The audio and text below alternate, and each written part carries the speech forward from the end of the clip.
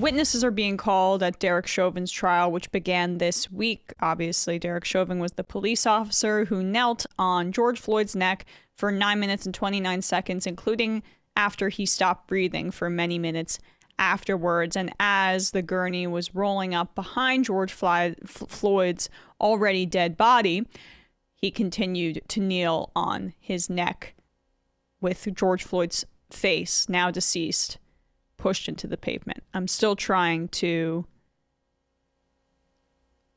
make sure that that image remains in people's minds just because of how relevant it is, obviously. Now, this witness spoke about what she experienced. She was one of the bystanders who was pleading with Derek Chauvin to stop what he was doing. Here she is. She was 17 at the time, recounting her experience witnessing this murder. Would you tell the ladies and gentlemen how your viewing, experiencing what happened to George Floyd has affected your life? When I look at George Floyd, I look at my dad, I look at my brothers, I look at my cousins, my uncles, because they are all black. I have a black father, I have a black brother, I have black friends. And I look at that and I look at how that could have been one of them.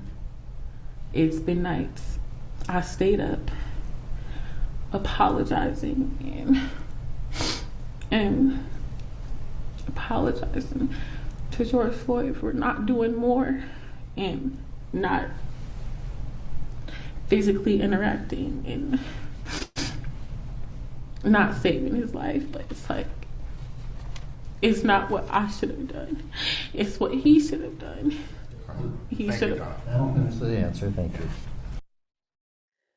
Her name is Darnella Frazier. She was 17 at the time. And listen to how she puts it upon herself to bear this burden. I mean, she's 18 years old now.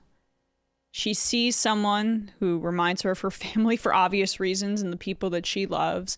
And she puts that burden upon herself and feels guilt for someone else murdering a man. And that is just the weight of society and the expectations that we put on Black people to rise above all of the systemic, vile oppression and just systemic racism that has just permeated our society and most viscerally our law enforcement for decades and decades and centuries.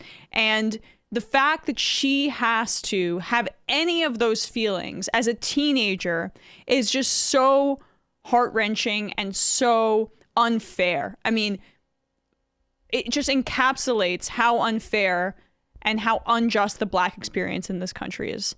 I thought that was just heart-wrenching, as I said. And also the violence that she had to witness at that young age. It's not fair. She was a kid. She still is a kid.